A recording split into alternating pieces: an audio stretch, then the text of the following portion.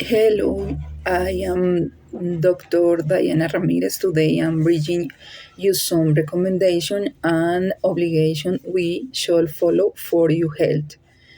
Um, Among the recommendation we have eating fruit and vegetable, exercising, drinking at least 2 liters of water a day, sleeping 7 to 8 hours, and doing relaxing activities during the month.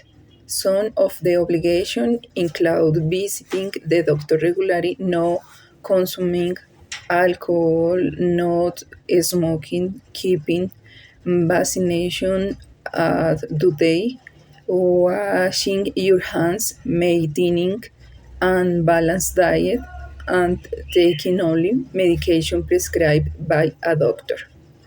That's it. Thank you.